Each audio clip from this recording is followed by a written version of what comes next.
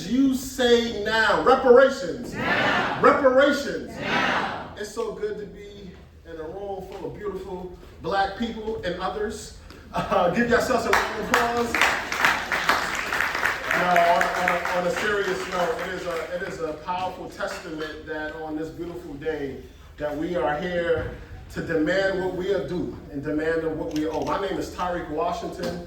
I am the founder of 4TE and MDMG Films. I'm glad to be in service and partnership with our dear CORE family, Commission on Racial Equity. Give them a round of applause. This is a community gathering. This is a community gathering of the first ever city agency led. The question of reparations is at the forefront of what we are probably needing to address in this country.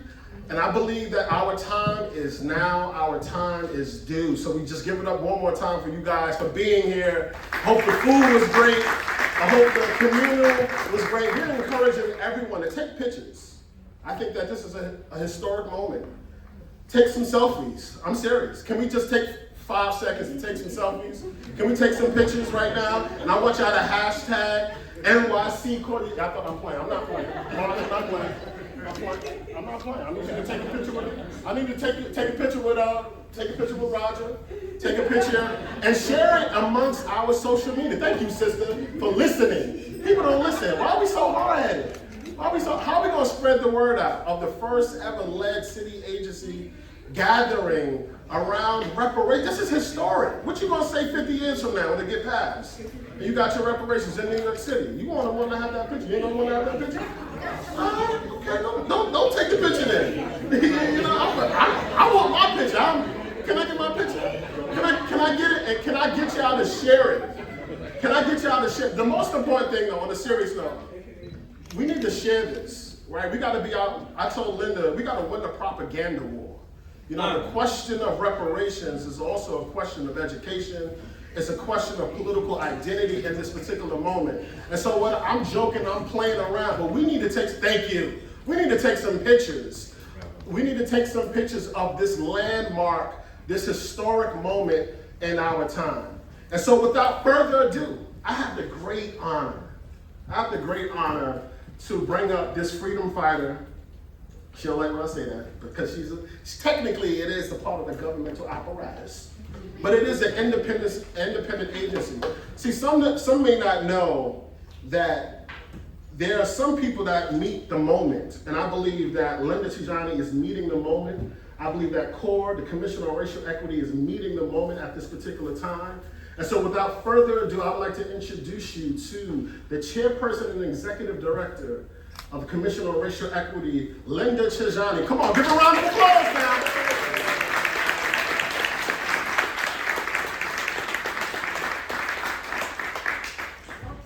And he walked away with Let's take a selfie though before we go. Because we want to encourage people to spread the word. Spread the word and hashtag. You see the hashtag, the NYC CORE Reparations. Share it on your social media if you can. Great. Hi, good afternoon, everyone. Good evening. Thank you so much for being here. I hope that I sound as lively as Tyrik, but it will be a question. First off, it's a historic day, as Tyrik said, for all of us, for Brooklyn, for New York City. And so thank you so much for taking time out, for breaking bread with us, for listening to some good music, for sending an audio message or a video message to whether it's the mayor or the speaker, both now and in the future, about what reparations means to you, why it's important, why it's long overdue, and why it must happen. So I am Linda Tijani. I'm the chair and executive director for the New York City Commission on Racial Equity. It is an honor and a privilege to be here and to be working with all of you and the rest of New York to move forward reparations in New York City. This is a historic day not only because it's about reparations, but it's also about truth and healing. And the work that we're going to do today and what we're going to talk about are truths that may be denied by others, but we know to be true in our history. We know to be true to ourselves and our family and our stories, and will be true for future generations. And the healing part of today is the work that we're going to be doing together. This work did not, of course, start with CORE. We are incredibly proud and honored to pick up a baton that started with all of you. And we're going to hear today from some of the folks that created some of the original bills and really bring into the space both Callie and Queen Mother Moore, who started this work and who are inspirational leaders to me and to the rest of CORE. The Commission on Racial Equity is doing this work not only because it's independent, but because we hold a unique role in New York City government. We are the only racial equity commission in the nation that has an accountability mandate.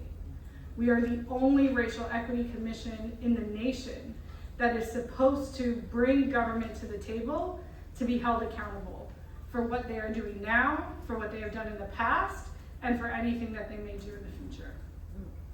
That's a unique position that the public put us in power to do. New Yorkers came out and said, over 70 to 80% said equity, and specifically racial equity, needs to be addressed, and racial equity needs to be embedded in every part of government.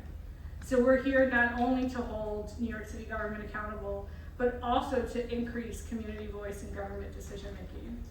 And that's why we are starting with community for reparations work. Everything that we do at CORE is centered on what has community asked of us, who from government can we bring to the table so that community and government are solving social problems together, and what does it look like and mean when the money in New York City government is invested in racial equity, in truth, and in healing. So we're also here today because we have champions in City Council who believe that as well, who have said that truth, healing, and reconciliation is essential to be able to moving forward as a city together. When we started this work, CORE went out and spoke with about 100 people virtually. And what we heard from community was them also saying, you are here to hold government accountable and we are going to hold you accountable. And so they said to us, for reparations to happen in New York City, community has to be a part of every single step we take. Community has to be a part of the conversations with researchers. They have to be sitting in a room and talking about every part of the study, every recommendation that gets put forward, and helping to decide what gets submitted to the public, to City Council, to the mayor's team. They want to be a part of identifying, collecting, and analyzing evidence, and really making sure that community is determining what is evidence of our harm. But first they said we need community values to do this work. And we want to come together. And New Yorkers for Reparations came up and said to us, we want to make sure that the gathering, one, that the gathering starts now. And then two, that we're doing the work together. And we said, absolutely, because that's what CORE is about. They also noted that they want us to integrate, the community wanted us to integrate public education about what is reparations, what does that look like, what does that mean? And that's a critical component of what we're going to do today. We know that if reparations hits tomorrow, that doesn't end the Trump administration. If reparations hits tomorrow, it doesn't end white supremacy. Come on. There are parallel fights that we have right now, but reparations is one that we are not going to give up on. So it is an honor and a privilege that I hold dear to my heart to say that CORE will remain steadfast in this moment, will not be bullied to change our language, to change our titles, to change our work. And there are plenty of other commissions and jurisdictions that are being forced to change the language from reparations to studies on insurance agencies, to thinking about reparations for white folks, to saying that reparations should be something that empowers everybody, when in fact we know that reparations is a specific claim for specific harms that happen to specific people. But we want to make sure to do that work always with you and with a broader New York City. So as our communities continue to face white supremacist laws and practice, none of which is new to us, as our communities continue to face police killings, the separation of our children from our families, communities have also said, we not only need a united front, which we are building today in this room together, but we also want an independent commission that's gonna have our back. And that's what the Commission on Racial Equity is here for. So we will continue to stand with you, to remain in solidarity with you, to be your listening ear and to take lead from you. And so with that, I'm extremely excited to open up today's session and to bring forward presenters and community members who are going to talk about the truth that our communities have faced. And I want to be clear that this is the first of many. This is the first session we're going to do together. It is not the last session. White supremacists have 450-year head start. Absolutely. We have been up for a year and a half. And with a team of 10, we put this together. And thankfully, with partnership with Tyrik Washington and with our presenters at Zeal, we're able to bring to you today a program that's going to let you get your hands in the work and truly lead what CORE can do over the next 2 to 3 years. And we hope that you continue to remain in solidarity with us as we will be with you. Thank you so much.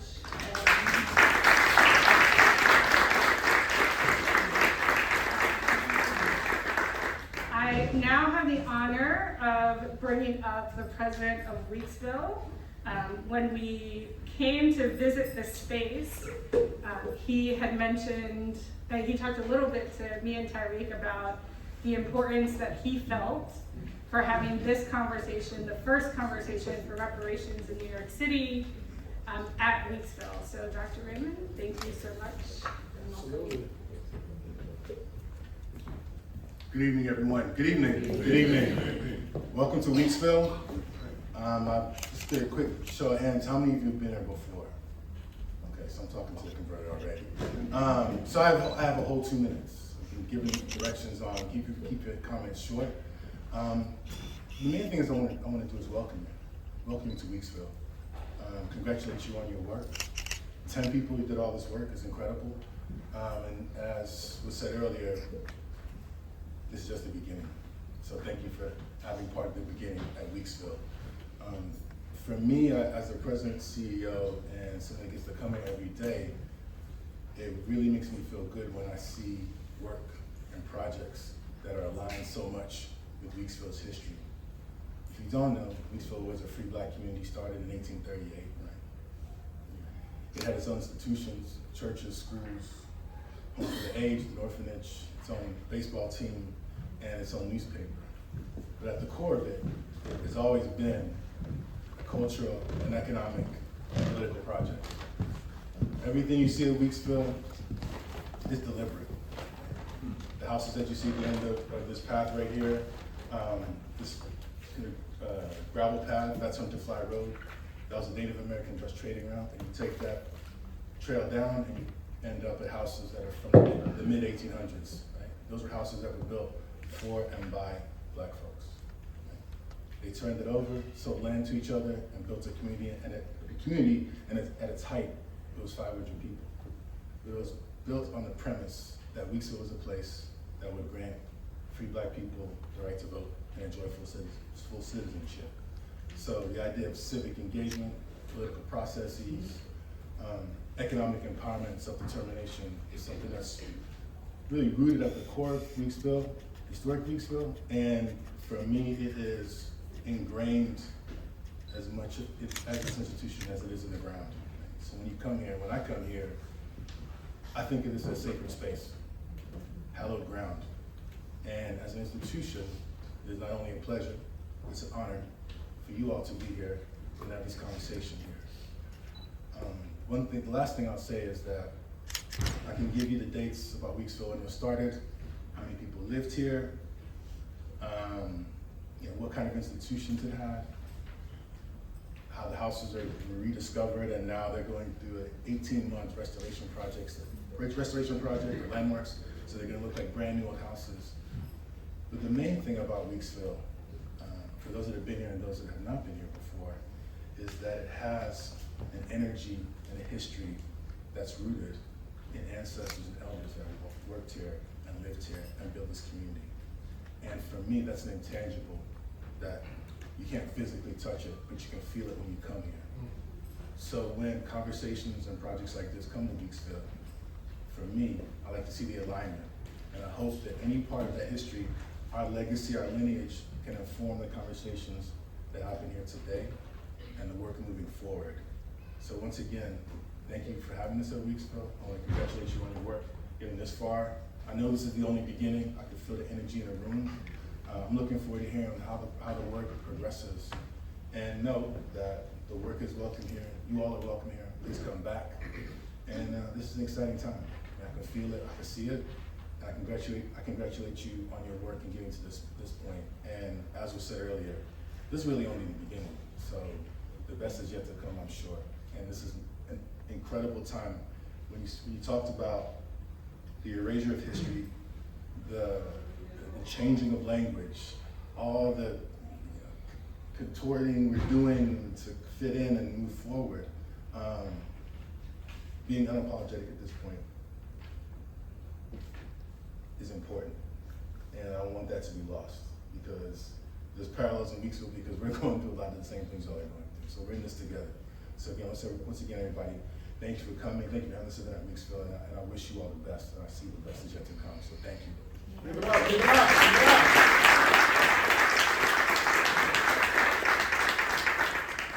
When I say reparations, you say now. Reparations. Now. Reparations. Now. Right now, I have the great, first of all, shout out to my brother on the wall. I appreciate you. I have the great honor and privilege of introducing probably one of the greatest freedom fighters the world has ever seen on this side of town. My mentor, my comrade in the struggle.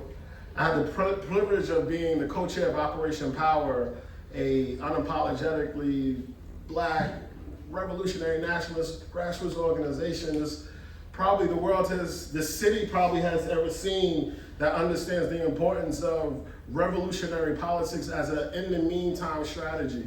And what we say by the in the meantime is that in the meantime of the revolution that we are going to cause, we need some goods and services. And so we ran candidates like Brother Charles Barron and Inez Barron. Give it up for Inez Barron, who is not here for us. So without further ado, a brother who authored the piece of legislation that we all know from the state level, and then had the privilege of going to the city council, my leader, your leader, former council member, Charles Barron, to the stage. Come on, give it up. We gotta take a selfie. We want to encourage everybody to take pictures. We want to encourage everybody to take pictures and hashtag. Black power! Black power! Say it like you mean it. Black power! Black power! We said black power in the 60s. We did the black, but we didn't get the power. That is our responsibility here in the 21st century, is to get power. Power is when you control the destiny of our communities. We live in a colonial capitalist society, and our communities, Black communities, are domestic colonies of that society. You don't own the land, you don't control the education, definitely don't control the police or anything else in our communities. So the reparations struggle has to be connected to us having self-determination and the liberation of our communities. Give yourself a big hand clap for being here today. I just want to make a couple of distinctions. Reparations is a debt owed. Come on. When you pay your taxes to a government and they give you some health care inadequately, and they give you inadequate education, your enemy can't tell you what the compensation should be for your reparations. Right. They can't tell you we're going to give you $10 million worth of scholarships. We're supposed to get that because we paid taxes for that. They can't tell you we're gonna give you health care. You're supposed to get health care because you pay taxes to a government to get that health care. We should say no taxation without reparations. That's right. That's what they said when they were enslaved. No taxation without reparations. So I just want to let you know that some of us did get it. Belinda Sutton in 1786, Isaac Royale died, her former enslaver in Massachusetts. She went to court with her daughter Prime, and they got reparations. They got payments, British pounds and shillings. 1789 mentioned Callie House. Callie House fought. She said, I can't figure out the wages, I want pension. So she said, just give us the pension. They put her in jail just like they did Marcus Garvey. Queen Mother Moore, pay me my reparations. She said that in every meeting. Got 1 million signatures to President Kennedy. Roger Wareham is sitting here. The December 12th movement in 2001 went to Durban, South Africa for the conference on racism and put reparations on the international map, saying that it is a crime against humanity, which means that it is forever litigatable, if that's a word. They can litigate it. That's what they did. Give it up for D12. That's what they did. 1982, the African People's Socialist Party, Omali Yeshitela, they had a tribunal right here in Brooklyn. Afeni Shakur, people from all over the world came and decided that we're owed $6 trillion. Now listen, when they say $6 trillion, what's the whole government's budget? Come on. Let me tell you something. America has a $32 trillion debt. And they don't pay the whole $32 trillion. If you owe us $6 trillion, we'll take a $50 billion down payment today. Pay the rest as we go along. So don't let nobody tell you we don't have the money. New York State has a $252 billion state budget, plus 16 to 17 billion in a separate unrestricted fund Hochul has that she could use for anything. Mayor Adam, I'll just say, has a $116 billion city budget with $8 billion on the side and unrestricted money. Don't tell me you don't have no money for reparations. You don't have the will to pay us. And that's what we got to make them do. Have the will so they have the money. Finally, I'll do like the pastors say, as I take my seat and speak for another 20 minutes. Finally, so the money's there. We got to get the will to be there. And don't do me a favor, please. Don't argue on who gets it. Thank you. What form is it going to be in? How much, when nobody committed a damn thing to you yet. Right. Come on now. And you question, you think the Jews got together when they were getting their Holocaust money saying, were you a real Jew? Or where were you born? Were you born in Israel or in America? You think the Japanese said, are you a Japanese American or original Japanese? They got reparations because they got together and said, whoever has a drop of Japanese blood should get paid. Whoever has a drop of Jewish blood should get paid. We're the only ones going around talking about, no, not if you're from Africa, not if you're from here. So we should not allow them to get us in these kinds of debates. Thank you. Let's unite. After we get it, then we can say, okay, who should get it? How much? Let's unite and get it first. This is critical. Dr. John Henry Clark said, the ships picked us up from Africa. We were all Africans on them ships. When they dropped you off, you became Trinidad. You became Brazilian. You became African American, whatever that is. That's after they dropped you off. So you're not who you are based upon where the ships dropped you off. You're who you are based upon where they picked you up from, and they picked us all up from Africa. Africa. I'm gonna take my seat now, but we say reparations for liberation. And if you get reparations, continue the struggle for revolution, because reparations is not going to stop police brutality. Reparations is not going to give you quality health care, and reparations is not going to cause you not to be a 21st century colonial subject of a colonial capitalist system. Revolution is the only solution. Don't be afraid of that word. It's a process. Everybody else talks about it. We got to be free in the 21st century. And we're not just going to fight against racism, because racism is a trick.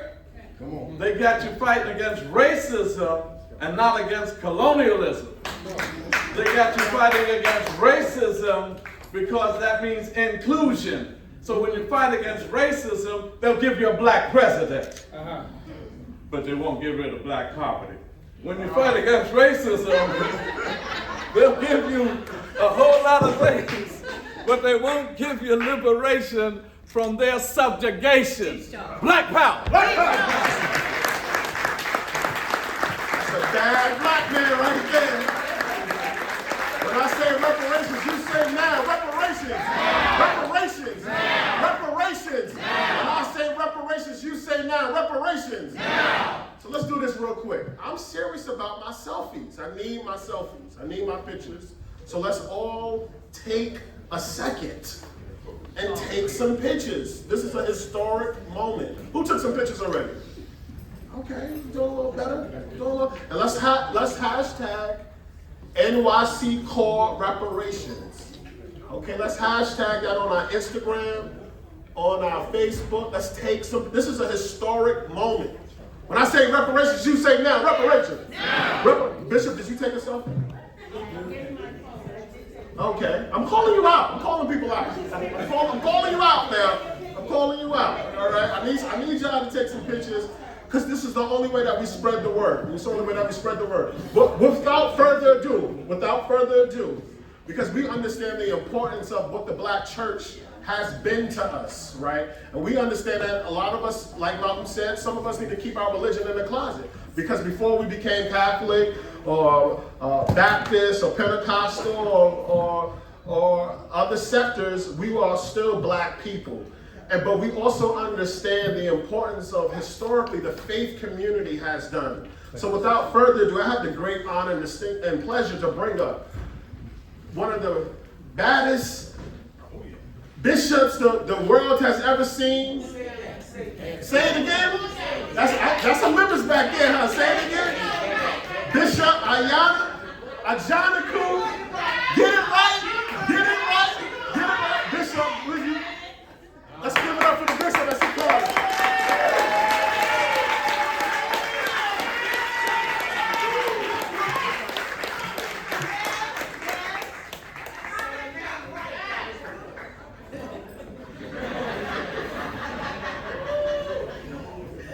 Hello, good evening everyone.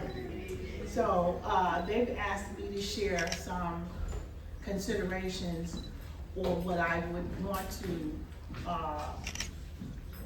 deal with concerning reparations. I want to first thank the New York Commission of Racial Equity for the opportunity to come and share with you on this evening.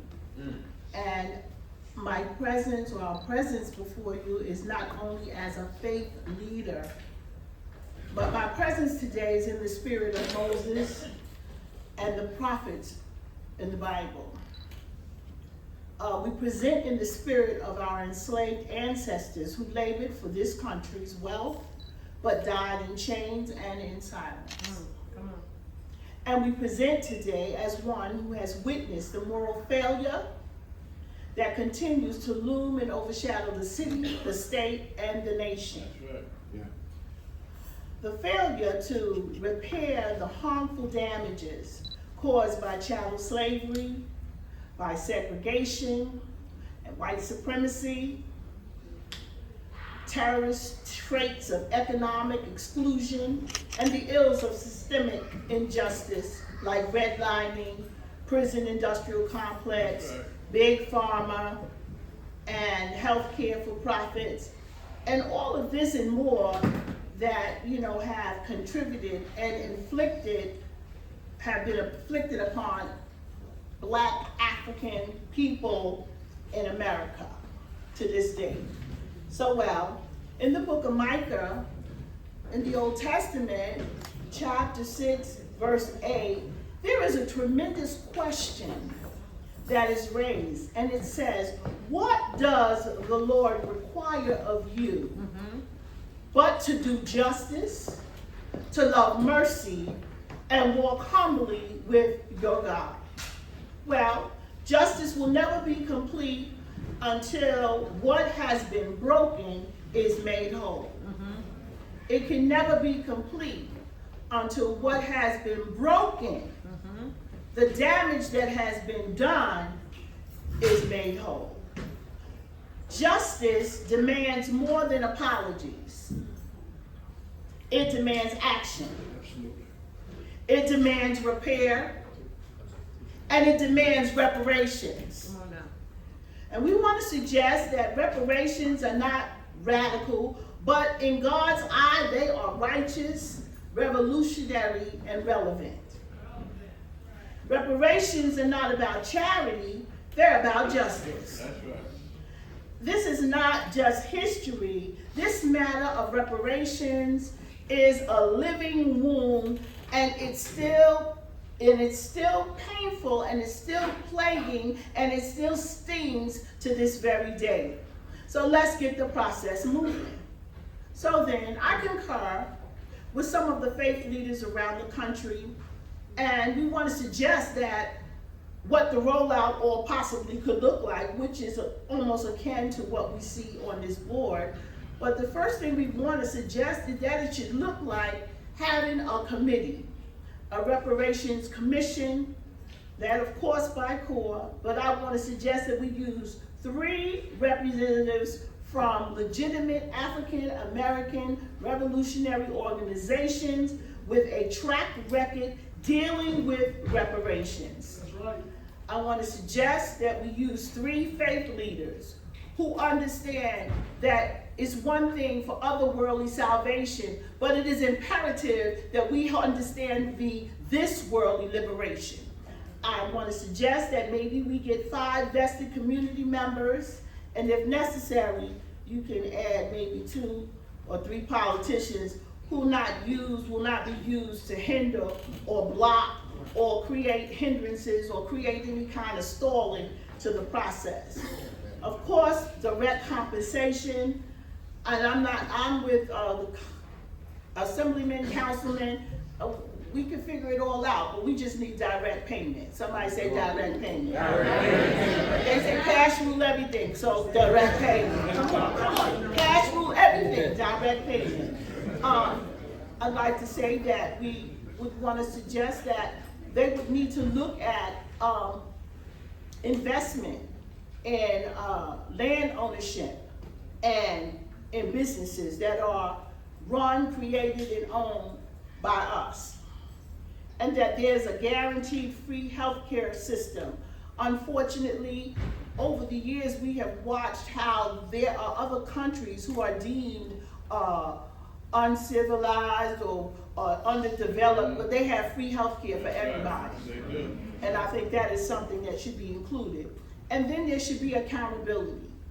I think that from accountability from the institutions in this country who have benefited from, they've benefited and become wealthy off of the backs and the work of Black people in this African Americans, blacks, whatever you want to call us, those of us who were stolen from the shores of Africa and brought into this country, places like banks and insurance companies, and even some churches, some denominations, because you can't tell me that you love God, but you hate me. So they have to be called into question also. And in closing, we call upon the city, state, and nation to repair the breach. Repent of the theft and restore what has been stolen. And the thing more than anything else is that it is a time to go to the deep places where our people have been damaged because of this situation. And I think that if we come together and we really strive with a commitment towards reparations, but we want to look at it through the healing factor, look at it through a word that would bring us together. Because I'm going to tell you, oftentimes in the church we say that the devil is only afraid of a unified church. And without unity, we cannot win. Thank you so much. Absolutely. When I say reparations, you say now, reparations. Reparations. Now, how many people took the photos? I mean, I'm asking every time I get up there. I'm not playing. Did we take some more photos? Yes. Did we take some more photos? Did we hashtag CORE? Did we at CORE? Did we do that? Yes. I'm talking. Did we do it? All right, great. Without further ado, if my brother Casey can start walking this way, it is a great honor. Absolutely, my brother Foster. It is a great honor and a privilege to bring up a member from the Malcolm X grassroots movement who's been on the front line.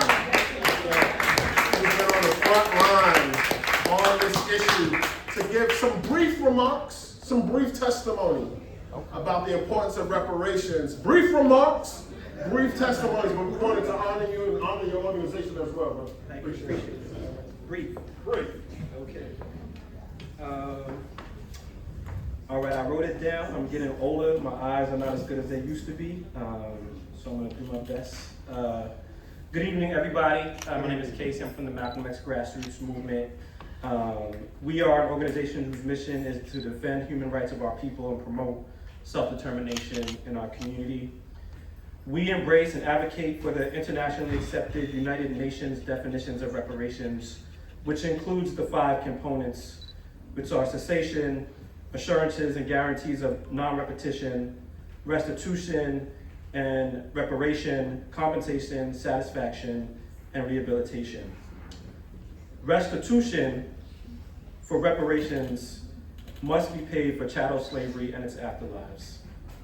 Reparations must be given for slavery, but must also be given to address government-sanctioned sponsored oppression that followed slavery, including but not limited to police and state violence, mass criminalization, incarceration, institutionalization, deportation, exclusion, segregation, structural employment and housing discrimination, redlining, predatory lending, food apartheid, denial of health care, high rates of disability and stress-related conditions, high rates of maternal and infant mortality, lower than average life expectancy, forced sterilization, denial of reproductive care, gender and sexual harm, reproductive autonomy, the war on drugs, and family separation.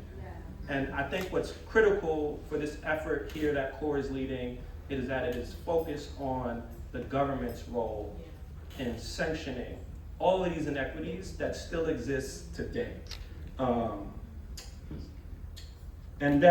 And because of that, the ways in which the practice of chattel slavery in the United States marked all Black people from the diaspora, regardless of whether they are direct descendants, where the direct descendants are from, for the dehumanization, violence, structural inclusion, and discrimination. Restitution should be think about compensation, and it should invest in communal restitution. Communal restitution should provide support for Black communities to build new institutions and alternative institutions from the ones in many cases that perpetuated this harm that I just mentioned. This could include investments in public banks and community-controlled food systems, as well as community land trusts to ensure permanently affordable housing in our communities. We need the resources to build an infrastructure that serve to take and build out and expand critical public goods out of private markets that we have been intentionally blocked from, where they are subject to capital forces, and put them into community control, providing the building blocks for an economic foundation that provides sustainable and affordable access to all things our people need to live with dignity and to thrive. And these address systemic and structural harms that the government has continued to impose upon our communities to today. And you cannot address structural and systemic inequities unless there's solutions. Build the foundation for us to build the self-determination to address those. Thank you. When I say reparations, you say now. Reparations. Now. Reparations. Now. So without further ado, because I don't want to get beat up by Dr. Jackie, I would like to bring up our dear brother Trevor Smith from the New Yorkers for Reparations. Let's greet him with a hand clap coming up.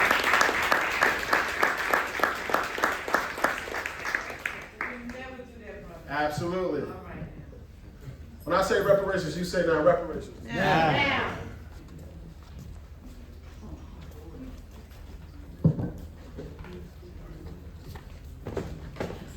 Good afternoon, everyone. My name is Trevor Smith. I am the co-founder of the Bliss Collective. Bliss stands for Black Liberation, Indigenous Sovereignty, and we are also on the steering committee of New Yorkers for Reparations, which is a grassroots coalition, about 100 members, both organizations and individuals, working to make sure that reparations becomes a reality in New York and grow the movement for reparations. So at Bliss, we often say that you can't repair what you're not willing to remember, and transformation starts with memory.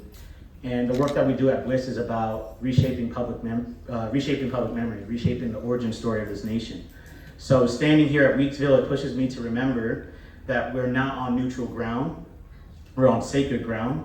Ground once built and protected by Black New Yorkers who believed in freedom enough to make it real. Before emancipation was law, Black folks built a thriving community right here. Schools, churches, mutual aid societies.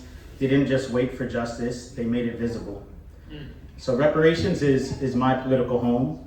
It's a home that is built on the shoulders of Black women like Callie House, who launched the national movement for reparations in the 1890s, on Queen Mother Audley Moore, who taught us that repair is a requirement, not a request, on Dr. Mary Frances Berry, who I consider my mentor, who showed us that the fight for justice must be as strategic as it is righteous. And I thank folks like Member Charles Barron and December 12th Movement who helped us arrive at this moment. Yes. So this year, New Yorkers for Reparations partnered with an organization called Liberation Ventures and released a recent statewide survey on reparations, and we have some pretty interesting data. We found that 48% of New Yorkers support reparations. And I think that's enough to clap our hands about. 48% of New Yorkers support reparations. Over 50% of New Yorkers support investments in key reparative areas like land, education, and healing. But the critical part, and the part that we're focused at Bliss and at New Yorkers for Reparations, only 21% of New Yorkers believe that reparations can ever happen. And so we call that the hope gap, the gap between support and belief that it can happen. And our work is to close it. If Black people don't believe that reparations can happen, then how can we convince any other racial group that it can happen? And so that is my focus, the focus of Bliss, the focus of New Yorkers for Reparations, to close the hope gap, to build power with Black communities and to showcase that reparations are more than possible, they're inevitable. And so if you believe in that future, if you believe in the inevitability of reparations, then I invite you to join New Yorkers for Reparations. Our website is reparations.org. And yeah, to make reparations happen, to close that hope gap, we have to take the conversations that we're having today across the state, to everyday conversations, into pop culture. To build this statewide movement, we have to organize across race, across faith, across region, and we're open to building with anyone and everyone who is interested in the liberation of Black people. Thank you.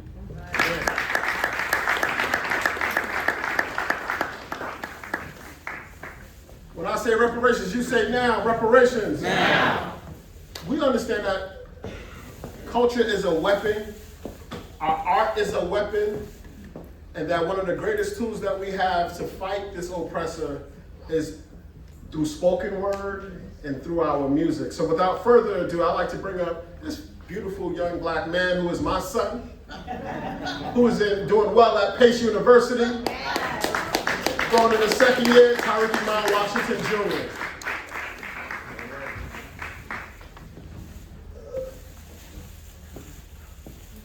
Hello everybody, hi, great to be here. I'm so honored and humbled to be in the room where it happens as we continue to build off of the work of our ancestors and the betterment of our people. This poem that I am about to do is inspired by the song, you probably might have heard of it, Change Gonna Come by Sam Cooke. So it's a local hit, nothing too big. But yeah, it's called and entitled We Are the Change. We are the change. I was born by the river in a little old tent. Oh, just like that river I've been running ever since. It's been a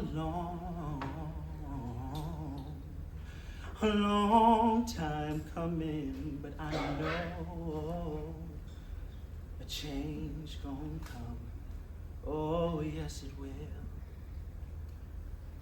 You know, I don't think y'all realize that we are that change.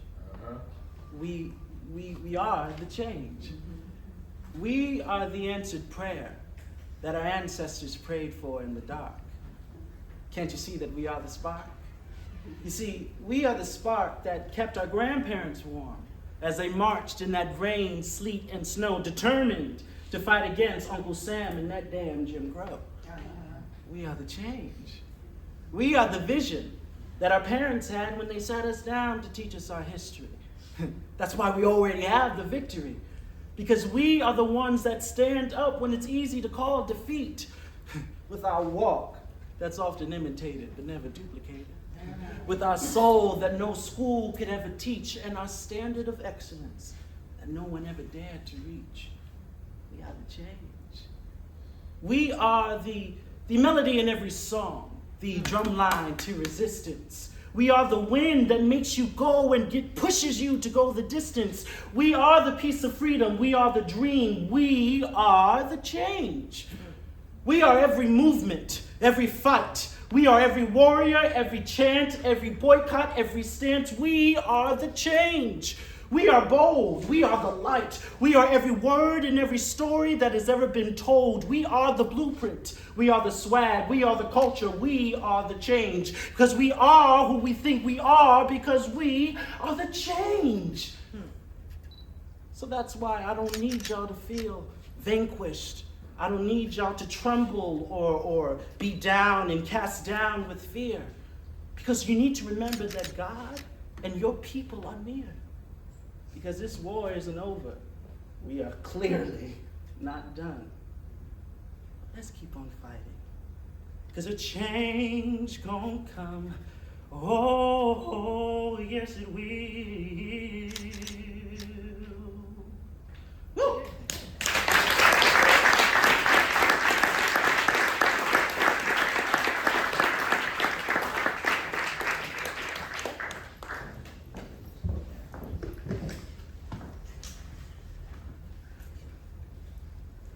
When I say reparations, you say now. Now. Reparations. Now. Reparations. Now. Without further ado, first of all, give it up for my son. Don't do that to him. Come on, man. Come on, man.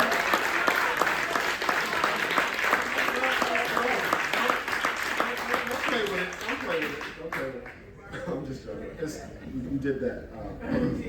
You did that, indeed. So without further ado, I'd like to bring up Tracy Gardner from the National Black Harm Reduction Network. Greet her with a round of applause. Greet her with a round of applause.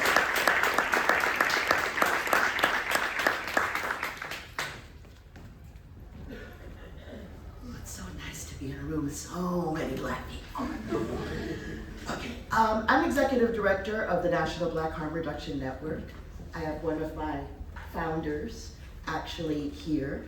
The idea of Black harm reduction is not new, but our organization is. Simply being Black in this country requires that we reduce and eliminate harm. I wanted to speak about the what I consider reparations that are very reasonable, and that is the impact on Black New Yorkers from the war on drugs. Since 1971, and New York made it its business to launch the mother of mandatory minimums, the Rockefeller drug laws. And we still live under the damage of those laws today. The mass incarceration alone, we have outside of California, the biggest prison system. And that was all our brothers and sisters. And it disrupted all of our communities.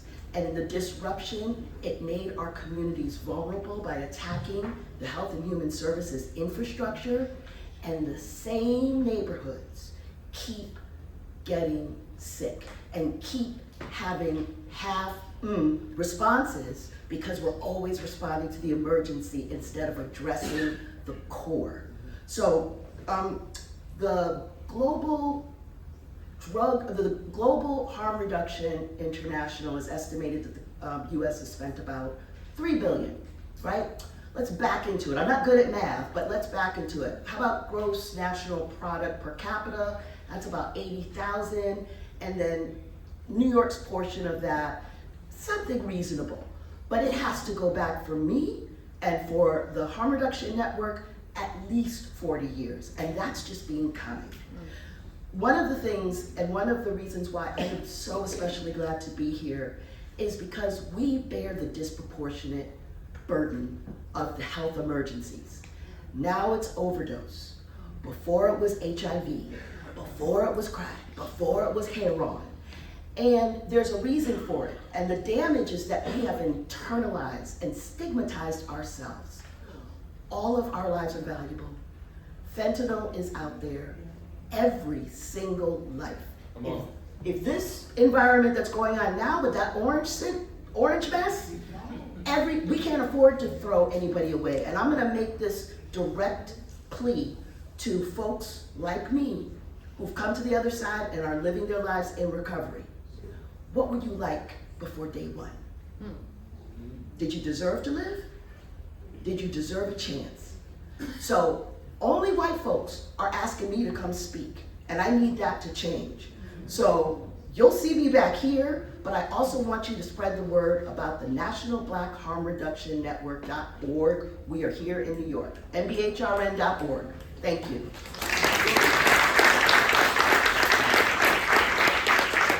When I say reparations, you say reparations. Yeah. Without further ado, my mentor, one of the brothers who's been on the front lines on reparations for years and decades. I remember being at the House of Lord Church, and brother Roger Wareham was one of the, I guess, the people's lawyer. And we thank him every day for his service and his contributions. Without further ado, I'd like to bring brother Roger Wareham from the December 12th movement to the stage.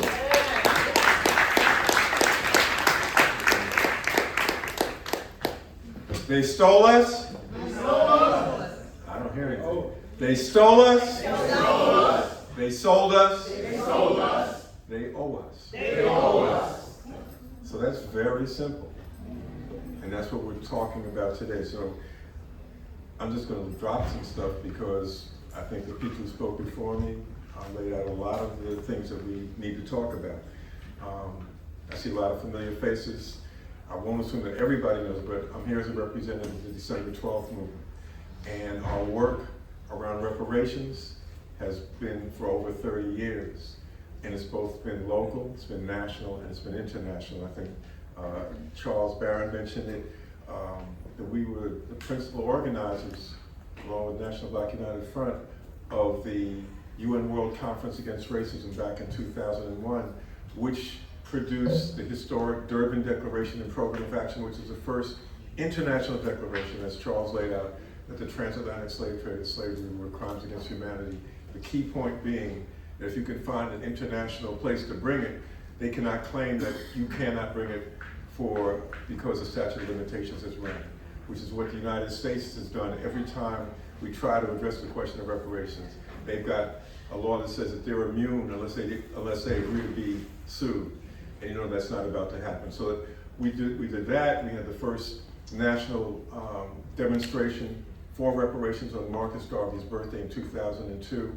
And then also internationally, we spoke at the CARICOM initial convening. CARICOM when they convened the Reparations Commission. So those are some of the things we do just around the city and around the country. I would say that a few years ago, there was a woman named Navi Pillay. She was the chair of the UN. She was a UN Human Rights Commissioner. And at one point she was speaking, she was talking about when she was a kid, her understanding of reparations, when she was a kid and she was in school, somebody took her pencil and she couldn't work without her pencil. And she went home and she told her parents that somebody took her pencil. He said, you better find out where that pencil is. And eventually she found out where the pencil was and who had it. And the person who took the pencil, said, I apologize, I'm really sorry about that. And she said, but where's my pencil? Because to be made whole, she needed her pencil. She didn't need an apology, she needed her pencil. Right. And I think that's what we have to understand around some of the games that governments play when they talk about reparations, but even some of these initiatives that are coming out to really try and confuse us around the question of reparations. We can't evaluate what CORE is attempting to do without, once again, I see Charles had to leave a shout out to Charles Barron because he put all of these things in place in terms of on the local level, on the city level, and on the state level. And I think the key point, and this is what I understand CORE is trying to do, is to really have it be directed by the community, by those organizations who aren't doing it because they're getting paid for it, they're doing it because they're committed to that, they're committed to the liberation of our people. The December 12th movement's position around reparations is that, as always, it's a debt that's owed for a crime which began with our kidnapping and enslavement and didn't end in 1865, but continues right through to today in many different manifestations, but it's the same thing that we're oppressed by. And the brother from the Malcolm X grassroots movement talked about that this is not something that ended at some point in time. We suffered through chattel slavery, convict leasing, sharecropping, racialized capitalism, and all the forms that it takes today in terms of how we're under attack. Our view, and I understand what Charles is saying around, we don't need to get into fights around what's going to happen once we get it, but our view is that African people were the victims of a collective crime, that they didn't oppress us simply because of who they knew who we were, that we were African. That was all that it needed to be, and that our repair has to be as a people, it has to be as a group in terms of things that we will force them to make available. It has to be that. And it was in that context when Biden was elected president many eons ago and talked about how grateful he was to black people because he wouldn't have been elected if it hadn't been for black people, and that he had our back. Our position was have our back by issuing an executive order for a down payment on reparations. You don't have to wait for the Congress, you don't have to wait for anything else. You have that within your power. And it was within our power had we been organized enough to create enough pressure to force him to do it. And we missed that opportunity. We blew that opportunity. But what it speaks to, understanding that it's our collective expression, our collective organizing that will create the conditions for them to deal with reparations. We think that CORE can be valuable if it understands the relationship between the particulars we're addressing in New York City and the role it can play in setting an example for what needs to happen nationally. Because our position is that in the final analysis, our beef is with the United States government. And it's the United States government that's going to have to do everything that we force them to do to make us whole. But that in our concern around a lot of these initiatives that are going on around the country is it gives people the illusion that they got reparations because they got it in this little spot or wherever you are, whether it be in a city, a suburb, a town, a state. What that can do The negative of it is that you get a false impression, I'm satisfied, I got mine. The positive is if we can portray it as a step towards the movement that has got to continue on a national level. That's what I really want to leave people with. The Truth and Reconciliation Commission that's proposed in the legislation could be valuable. I think it's important because the United States exists on confusing history with mythology. The mythology is that it's a democratic country, it's a melting pot, you have rights. The history is what Frederick Douglass said in 1852 when he addressed what to the slave is your 4th of July. That's right. And that the role that the Truth and Reconciliation Commission can be is to portray the real history. And that will help us to increase the pressure. White folks are not going to give up anything simply because it's moral or right to do that. That's part of the mythology of that you don't have, you create a myth, and what they say is, but look at the Constitution and look at the Declaration of Independence, and basically what they're saying is, do what I write, don't do what I do. And that's why we're in the situation we're in now. So I'm going to wrap that up with, our fight is, especially with the Truth and Reconciliation Commission, is to make them deal with the truth. I remember that movie, A Few Good Men, with Tom Cruise and Jack Nicholson, and they say, and he says, I want you to tell the truth. Jack Nicholson says, you don't want the truth, you can't handle the truth. And that has been the contradiction in the United States. They don't want to, they can't, we have to force them to be in that position. So finally, the demand for reparations in and of itself creates the conditions to deal with the fundamental problems we face in the society. The demand for reparations puts that pressure on them to deal with all the different manifestations that we face, and we don't have to walk through all of them. It will only come through the organized pressure of us as a people and the allies that we develop to work with it. And finally, it's a demand, very simply, it's a demand for justice through repair. We don't need the repair, we don't need the apology, but we do need the pencil. And that's what we need to take with us. Thank you. Let me just say, people, this is our platform, and we make sure people can get these from this young lady. Thank you. When I say reparations, you say now reparations. Yeah. Reparations. Yeah. Did y'all take y'all pictures? Did y'all take y'all? Did y'all hashtag NYC CORE reparations? No? Okay, NYC CORE reparations. And without further ado, one of our final testimonies that we're going to have is indeed one of the most prolific theologians of our time, Brother Mark Thompson. Greet him with a round of applause. Brother Mark Thompson. Shout out to LJ Waves up there to the WC. Somebody leave their phone up here? Okay, you good, all right. For the selfie. Good evening, Hotel. Kabarigani, and Assalamu alaikum. It's an honor to be here for this first meeting ever of any commission ever sanctioned by the government of the city around reparations. Let's applaud that, the CORE, for being here. Let's applaud in this first ever meeting our brother Tyrik and what he represents. Give him a round of applause if he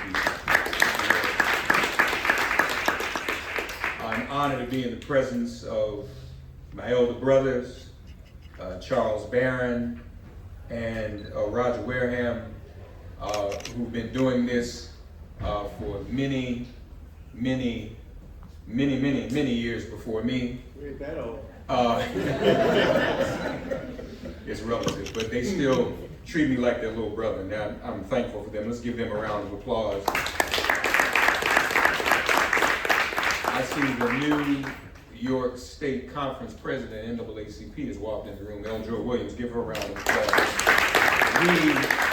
The immediate successor to our now ancestor, Hazel Dukes. Amen? Amen.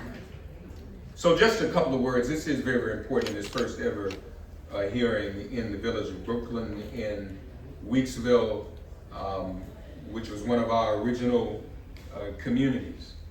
I, in the early 90s, was a part of the NCOBRA. How many people know what NCOBRA is?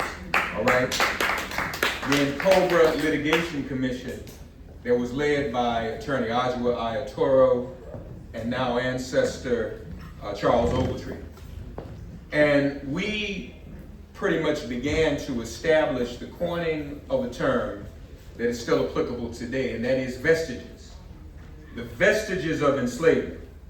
And many of the speakers have already spoken to those, the things that are still going on since enslavement.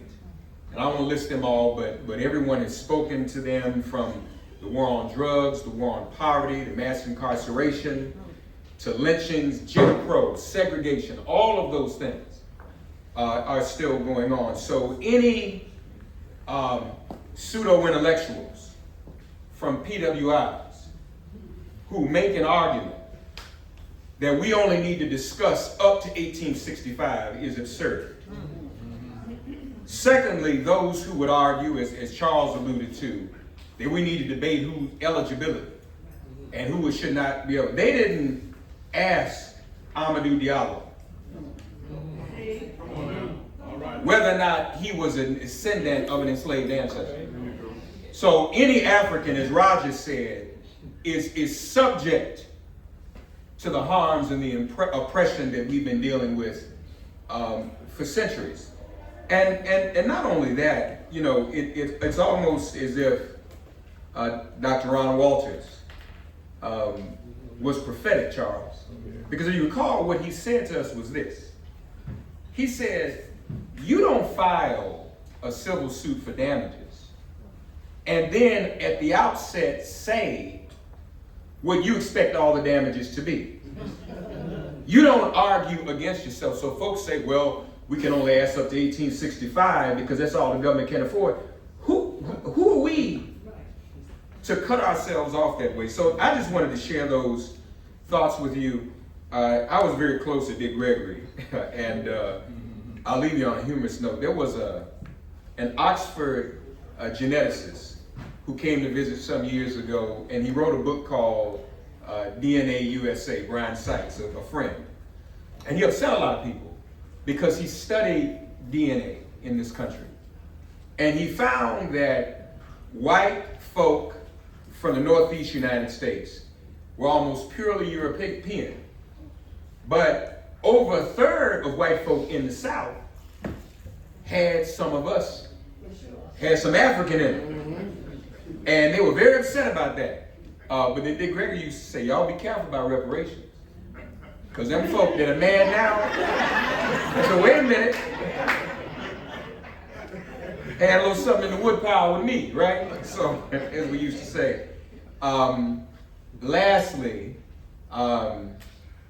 I was very, very close to Congresswoman Sheila Jackson Lee, and John Conyers for that matter, but before Sheila Jackson Lee made her transition, we recorded a song, HR 40, Reparations Now, and I hope that you all would seek it out. It's on Spotify and on Apple Music, so you can partake and spread the word. I'm looking forward to the ongoing work that is before us.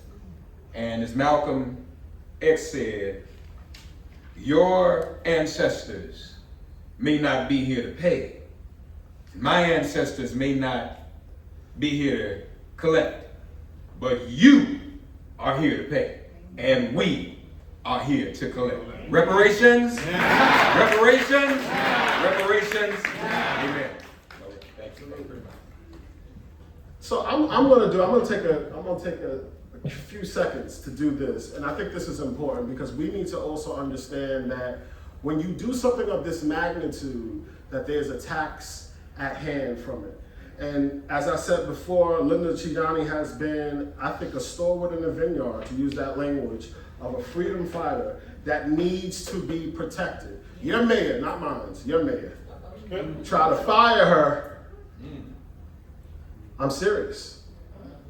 So we need to understand that this independent agency could be a force for good, and there's some that will try their hardest to stop it. Now, I said that, not Linda, but he did try too. And so what we want to do is take a picture of solidarity around her before we go into the next stage of our workshop, because I'll be doggone if we allow black faces in high places that don't mean us any good on their way out to take out our sister. So we could come and take a selfie real quick, and we're gonna stand up. We need to stand up and shake our legs anyway. We're gonna stand up around Linda and say, we here, come on, L. Joy Williams, and say that we are with our dear sister. We are with our dear sister. We are with our, look at all these beautiful people. We need to stretch anyway. Come on,